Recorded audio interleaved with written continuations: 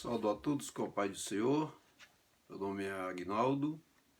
Eu trazer um estudo aqui para falar sobre certos assuntos que as pessoas falam, certas citações na Bíblia que a pessoa fala sobre que realmente não corresponde àquilo que a pessoa fala. É erros, né? Então, mas antes de eu dar início, eu quero pedir para você que você se inscreve no canal, dá aqueles like, coopere comigo que eu vou cooperar com você. E se você não concorda com o que eu falei, com o que vou falar, você escreve aqui embaixo. Escreve aqui embaixo para eu vou te responder. Você pode fazer perguntas e eu vou te responder. Todas e qualquer razão, tá? Aí eu vou responder para você. Vamos aqui responder quantos erros na interpretação de textos. Então vamos falar aqui uma coisa que muitos crentes gostam de falar. Aquele, porém, que perseverar até o fim, esse será salvo. Este versículo está em Mateus 24:13. E muita gente tem usado esse versículo no sentido de que o crente perde a salvação, porque diz que se a pessoa não permanecer até o fim, ele perde a salvação. E não é verdade, não, esse versículo aqui não fala nada sobre salvação. Esse versículo aqui ele fala sobre um livramento que Deus dá para Israel na grande tribulação. Não tem nada a ver com salvação. A nossa salvação já está garantida em Cristo Jesus. Outros versículos que muitos crentes gostam de dizer que o crente perde salvação, ele baseado aqui em Hebreus, no capítulo 6, no versículo de 4 a 6. E ele lê assim: É impossível, pois, que aquele que uma vez for iluminado e provados os dons celestes se tornaram participantes do Espírito Santo, e provado a boa palavra de Deus e os poderes do mundo vindouro caíram, sim, é impossível outra vez renová-los para arrependimento. Visto de que, de novo, está crucificando para si o Filho de Deus, expondo a ignomínia. Então, muitas pessoas dizem que nós perdemos a salvação porque ele diz que a pessoa caindo, depois que tem o Espírito Santo, depois que tem a boa palavra de Deus, diz caindo, é impossível renová-lo outra vez para arrependimento. Esse versículo ele não está falando que nós estamos perdendo uma salvação, que nós vamos perder a salvação. Por que ele faz citações? Porque precisa ver o versículo 1 desse texto, no capítulo 6, versículo 1, diz assim, deixando-nos levar para o que é perfeito, não lançando nova base de arrependimento. Veja porque aqui ele diz que é impossível outra vez renová-lo para arrependimento. Porque eles diziam que a pessoa podia perder a salvação e nascer a segunda vez, ou seja, lançar a nova base de arrependimento. E aí o escritor diz aqui que é impossível acontecer isso. Irmãos, se uma pessoa perdeu o Espírito Santo, é impossível renová-lo ele outra vez para o arrependimento. Não tem como ele não tem mais possibilidade de ele renovar. Por isso que esses ensinamentos que diz que o crente verdadeiro perde a salvação e ele pode ficar para a grande tribulação para ele morrer de novo, para ele ser salvo, como se ele fosse aceitar Jesus outra vez. Isso isso não tem base bíblica. Se uma pessoa perdeu o Espírito Santo, ele não renova mais. Se você quer ver esse texto, a clareza desse texto aqui, você precisa ler o capítulo 5 de Hebreus 6, o capítulo 5 de Hebreus, e você vê esse texto aqui, do versículo 1 até o versículo 6. E aí você vai ver que ele está falando aqui, porque aqueles irmãos não tinham conhecimento da Bíblia e queria lançar nova base de arrependimento, ou seja, ele queria que a pessoa nascesse, dizia que a pessoa podia nascer de novo. Essa é uma doutrina que não passa na luz das Escrituras. Espero que você tenha entendido. Se você não entendeu, você pode fazer sua pergunta aqui embaixo. Outro assunto aqui que eu trago aqui é que muita gente diz que a igreja vai ver o anticristo. O texto aqui, em 2 Tessalonicenses, no capítulo 2 e o versículo 3, diz aqui, ó: ninguém de nenhum modo vos engane, porque isto não acontece sem que primeiro venha a apostasia e seja revelado o homem do iníquo. Aqui está dizendo que o anticristo vai aparecer antes de que a segunda vinda de Cristo. Quer ver uma coisa aqui, como é verdade isso? Se você pegar Apocalipse capítulo 6, versículo de 1 a 2, você vai ver que é o anticristo que aparece primeiro. E se você pegar Apocalipse 19, de 11 a 21, você vai ver que Jesus aparece no final do Apocalipse, na guerra do Armagedon. Aquele que vem montado em um cavalo branco, aquele que é fiel e verdadeiro, aquele dali é o Senhor Jesus. Mas do capítulo 6, versículo de 1 a 2, não é o Senhor Jesus, é o anticristo. Agora, quer ver outro texto aqui? A igreja ela é arrebatada antes. Veja aqui que o anticristo ele não pode ser revelado enquanto a igreja está aqui. Veja bem, no 2 Tessalonicenses capítulo 2, o versículo 6, ele diz: agora sabeis, porém, que eu detenho, para que ele seja revelado somente em ocasião própria. Com efeito, o mistério da iniquidade já opera, aguardando somente que seja afastado daquele que agora o detém. Então será de fato revelado o homem do iníquo. Então ele só será revelado quando afastar aquele que o detém. Quem é o que o detém? Quem o detém aqui é o Espírito Santo, para que a igreja não seja atingida seja atingida pelos ensinamentos ou até algum sofrimento que o anticristo poderia causar à igreja. Cristo ama muito a igreja. Eu estou falando da igreja verdadeira, não estou falando de um complexo religioso, mas estou falando da igreja que é o corpo de Cristo, a igreja verdadeira. Vamos aqui então, outro versículo aqui, que fala aqui,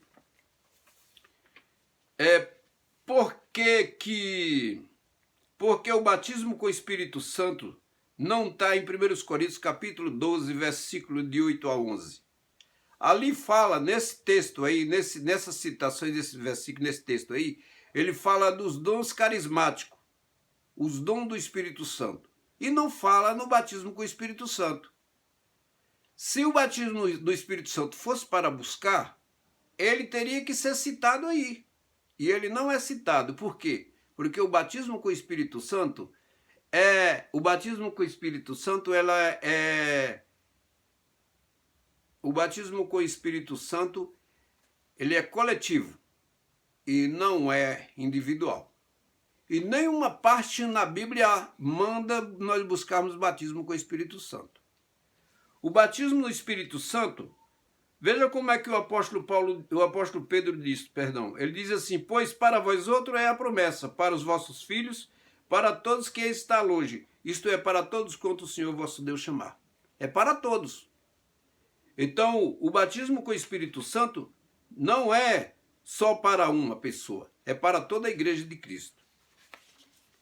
Vamos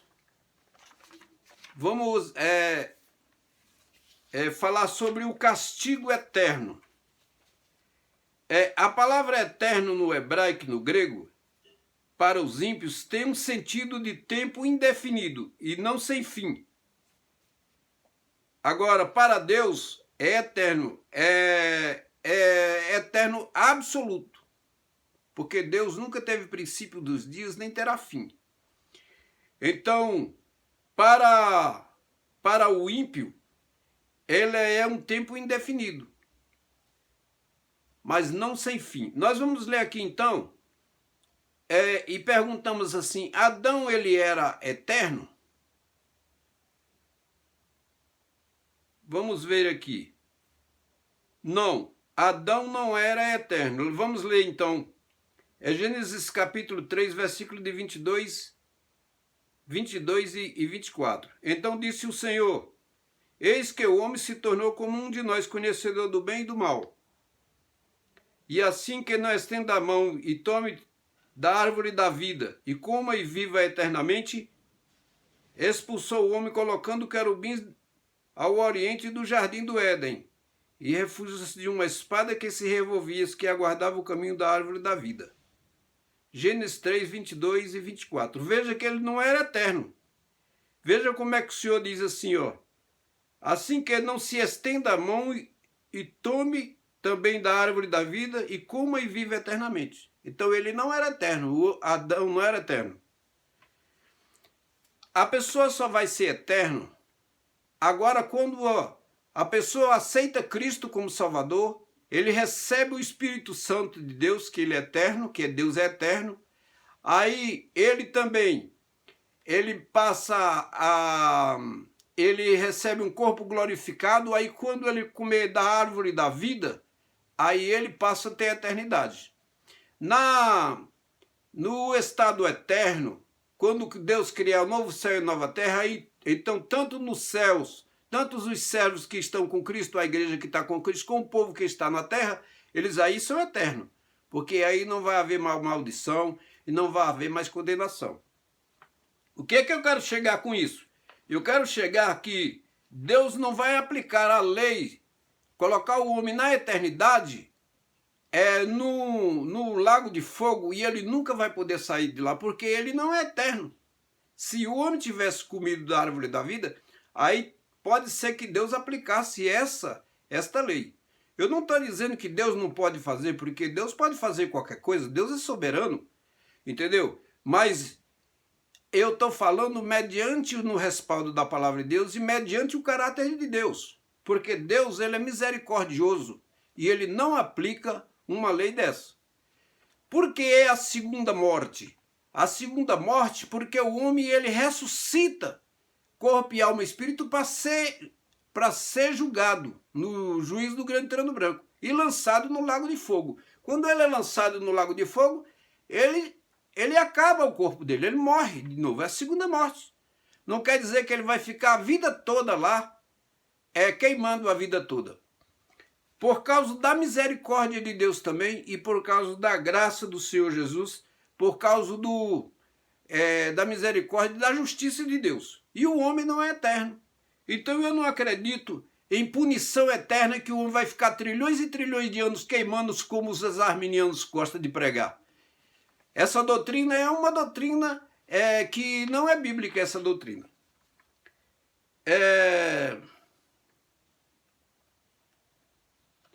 Então, pense bem duas vezes quando você falar que o homem vai ficar queimando eternamente. E eu não creio nessa possibilidade porque a Bíblia não fala em nenhum momento nessas tonalidades. Porque todo que estão ligado a Deus é eterno. Agora, todas as pessoas que tudo que está ligado fora de Deus, ele não é eterno. Por isso que a eternidade é fora de Deus, ela pode ter um tempo grande ou pode ter um tempo pequeno. Porque a eternidade em si mesmo, ela é parada. Mas é indefinida. Mas não para sempre. Não sem fim. Porque o homem, ele é finito. Vamos falar aqui também sobre Malaquias. Malaquias capítulo 3, versículo 11. Porque tem irmãos dizendo que o devorador, se nós não pagar o dízimo, o devorador não sai da nossa casa. Vamos ver se isso é verdade. Veja como é que ele diz. Por vossa causa, repreenderei o devorador, para que não vos consuma o fruto da terra, e a vossa vida no campo seja estéril. Assim diz o Senhor. Então, quem era o devorador aqui? O devorador aqui era o gafanhoto. Você pode ir lá para Joel, porque você vai ver que há 4 tipos de gafanhotos. E esse gafanhoto devorador aqui, ele come demais. É um inseto que tem mais ou menos um comprimento de mais ou menos de 13 a 14 centímetros de comprimento. E eles são milhões dele. Então ele devorava a lavoura. E o Senhor falava assim, que se eles pagassem o dízimo, cumprissem as leis conforme Deus mandava, então trouxessem os dízimos para a casa do Senhor, para mantimento, o Senhor disse que repreendia o devorador. O devorador é um inseto, é um gafanhoto, não é demônio. Quando o cara diz que o demônio não sai, que o devorador não sai da sua casa, ele está simplesmente mentindo, porque a Bíblia não está ensinando isso. Outro estudo aqui, muito importante, que eu vou falar rapidamente, é que o pentecostal gosta muito de pedir fogos, baseado naquele versículo que João disse assim, e ele batiza com o Espírito Santo e com fogo. Então vamos ver.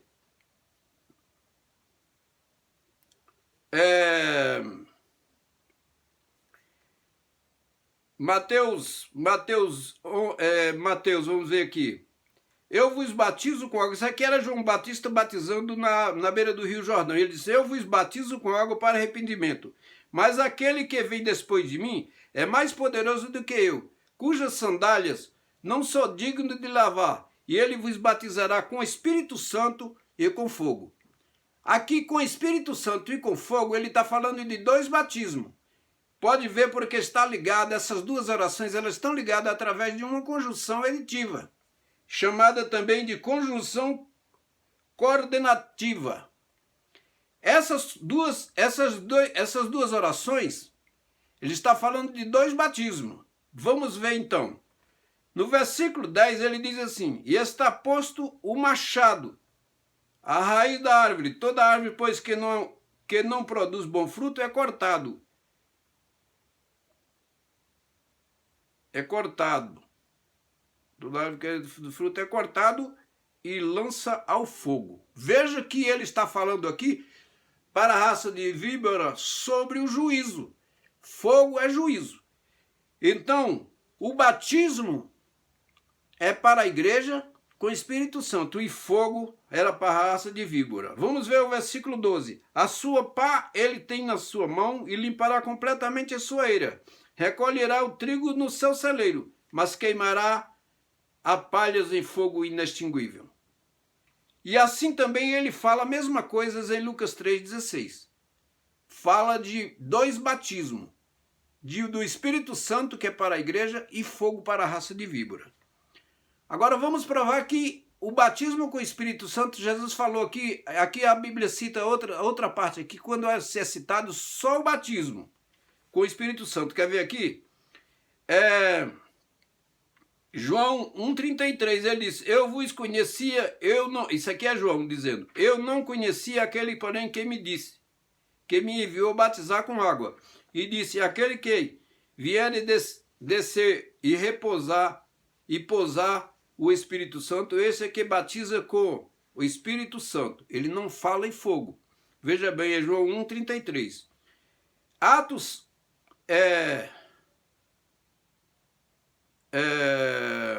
também Marcos 1, versículo 8, ele diz assim, eu vos tenho batizado com água, ele, porém, vos batizará com o Espírito Santo. Ele não fala em fogo aqui também, tá vendo? É Marcos 1, versículo 8. Vamos ver outra passagem aqui é o Senhor Jesus falando. João, é Atos dos Apóstolos 1, versículo 5. Porque João, na verdade, batizou com água, mas vós sereis batizados com o Espírito Santo, não muitos depois desses dias. É em Atos 1, versículo 5. Não falou aqui em fogo também. Eu quero que você note aí no seu caderno esses versículos e você olhe direitinho. E também Atos dos Apóstolos 11, versículo 16. Então me lembrei da palavra do Senhor, quando disse, João, na verdade, batizou com água, mas vós sereis batizados com o Espírito Santo. Essa aqui é Pedro falando. Então você vê essas passagens aqui e você vai notar que o batismo no Espírito Santo é para os crentes. E o batismo no fogo é para a raça de víbora. Por isso que ele usa essa conjunção, chamada uma conjunção aditiva, ou conjunção coordenativa. Então, Deus não queima ninguém com fogo, porque fogo em toda parte da Bíblia é juízo. Tudo quando fala sobre fogo na Bíblia é juízo. Vamos ver aqui também, né? Então,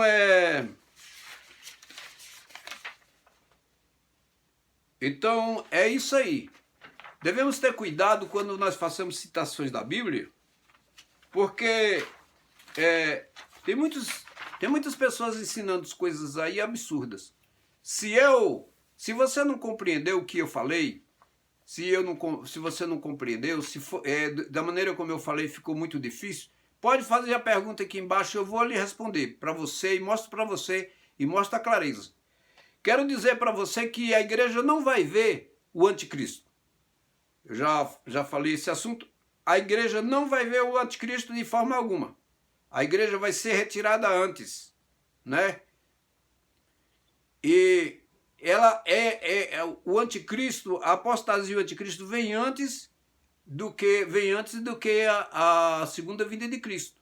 Porque o anticristo ele vem no começo do Apocalipse capítulo 6 e o Senhor Jesus ele vem no Apocalipse no capítulo 19 de 11 a 21.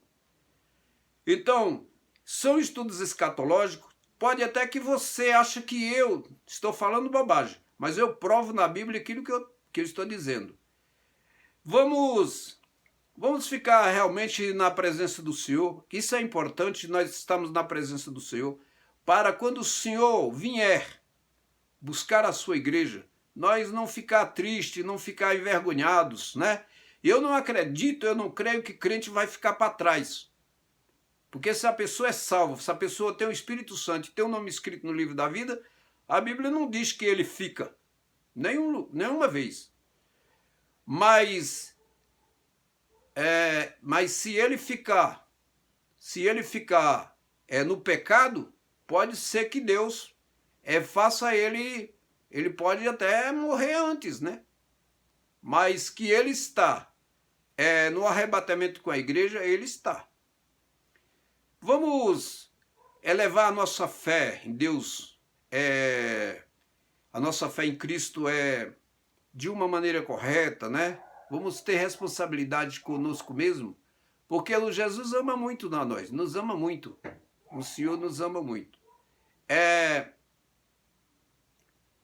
Se inscreva, compartilhe e dê aquele like e Jesus que abençoe.